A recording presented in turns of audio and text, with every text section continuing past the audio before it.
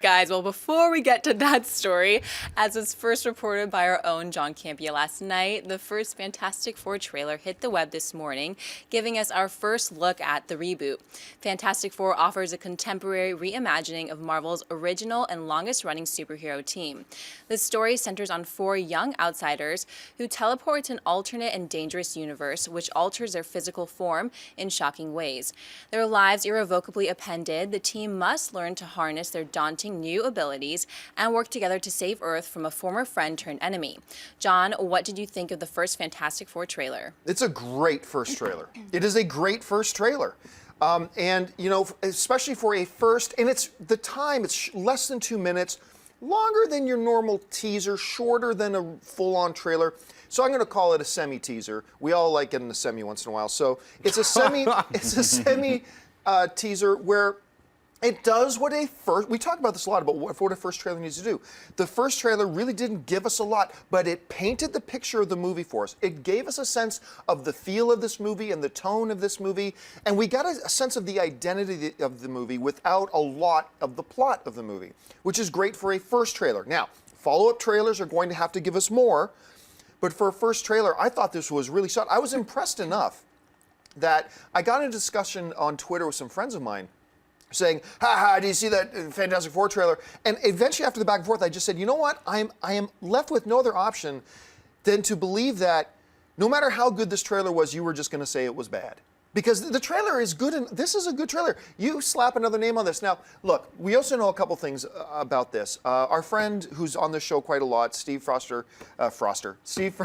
Weintraub, from Collider, just did an interview with Josh Trank and Simon Kinberg about the film, and I love how, you know, all those ridiculous rumors are going around that, Trank is showing up to set drunk every day, and sometimes he been show up and is late. He trashed the set or whatever. And all this kind of stuff.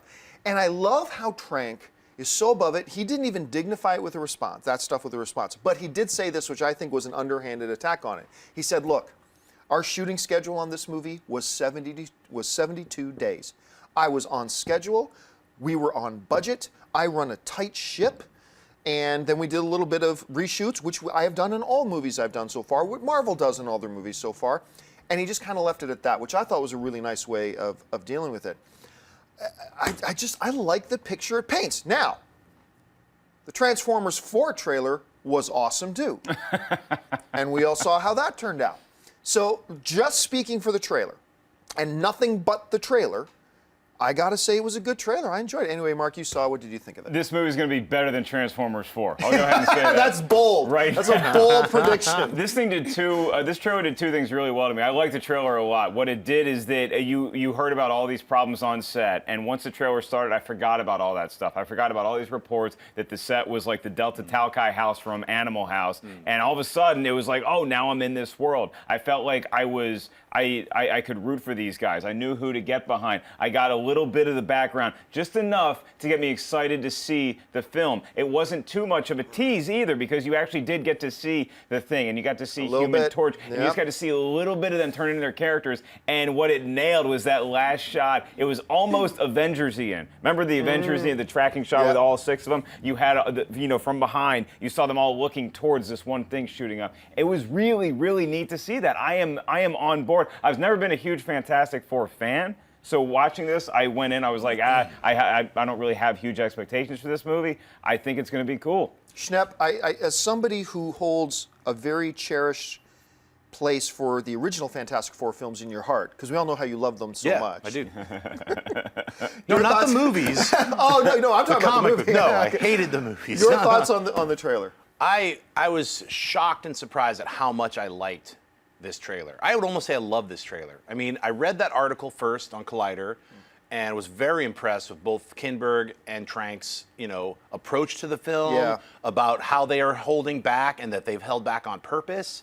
And what that's done is that's created such an anticipation that I was like, I can't wait to see this trailer, even though I knew after reading the article they're not going to show that much. But just the things that Trank talked about, what the qualities he was looking for. He was looking for a science fiction horror film as opposed to a superhero film, which when I was a kid, Fantastic Four, I didn't know what a science fiction horror film was, but Right. when you're watching this film about crazy mutated people who can stretch, one guy's bricks, another dude goes on fire, the other person is invisible, that's a horror movie. And I've always felt that the Fantastic Four, there's a couple of comics that have done kind of a horror spin on it, and it's always been that untapped potential. When I was reading that, he's like talking about Cronenberg, like Scanners and The he's- Fly. and The Fly. Yeah, I was that like, was oh great. my God, he has nailed it. Everything in my mind about this movie just flipped. And then I saw the trailer this morning, and I was blown away. It really captures this aesthetic of that rides that line of like, we're going on this mysterious journey. These characters get transformed. It's going to be this really cool adventure, I think. I love all of the characters, the actors.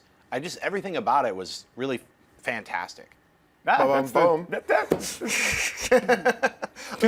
I'm really glad you brought it because I also read that interview. And great job by Steve on that interview, Yeah. by the way. I read that interview, and what really captured me was that whole when Trank says my major influence in this film is David Cronenberg, and talking about Scanner, The Fly, stuff like that. It's like, really, that's odd. And then you see the trailer, and you're like, he nailed it.